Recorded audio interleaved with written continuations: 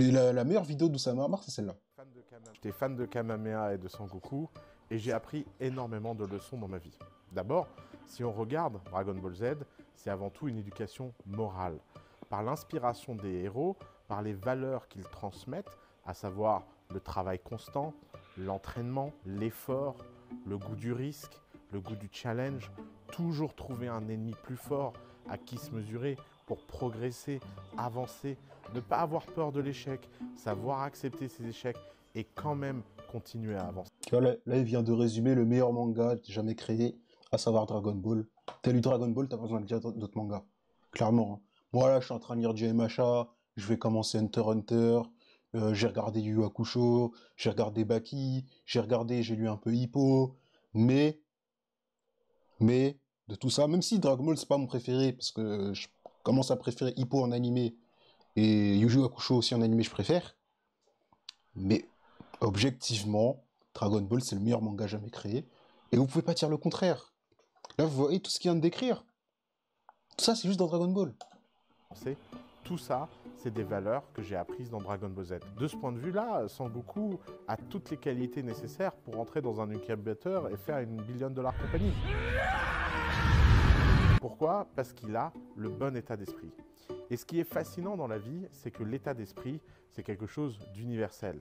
L'état d'esprit que vous pouvez avoir dans Dragon Ball Z et retrouver dans Dragon Ball Z, c'est un état d'esprit que vous pouvez utiliser dans d'autres domaines de la vie. Et c'est pour ça que je crois au pont entre les œuvres. Peu importe la qualité de l'œuvre, Ça aussi, c'est intéressant, ce qu'il dit, le pont entre les niveau de œuvres. sérieux de l'œuvre que vous êtes en train de consommer, ce qui compte, c'est les connexions et les ponts que ça crée dans votre cerveau. Et vous pouvez démarrer à Dragon Ball Z, passer par la philosophie stoïque, revenir par les auteurs antiques et finir par Naruto. Peu importe. Ce qui compte, c'est que vous preniez du plaisir à emmagasiner des informations, des rôles, des modèles. Et Dragon Tu vois, c'est ça. C'est exactement ce qu'il dit. En gros, quand tu lis un truc, faut que tu récupères les valeurs, les messages du truc et le propos qui est apporté par l'œuvre en question. Même si tu regardes Oui Oui, vraiment, hein, même si tu regardes Oui Oui, même si tu regardes Choupi, tu peux en tirer des valeurs et des leçons qui sont importantes et qui sont déterminantes. Ball Z, vous avez du temps, il y a plein d'épisodes, il y a plein de plaisirs, il y a plein d'attaches. Les ennemis deviennent des amis. Ça donne des vraies leçons, ça, dans la vie d'entrepreneur.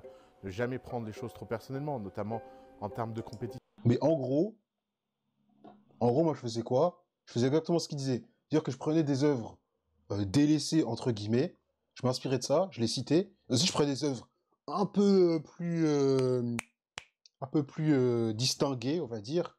Par exemple, je prenais le Batman de Burton, qui est un truc de sous-culture pour certains. Puis ensuite, je mettais du Ionesco, tu vois. Je repartais sur du Tortue Ninja. Et ensuite, je remontais sur du Kafka. Et grâce à ça, bah, j'étais le premier de la classe. Enfin, dans cette matière, en tout cas.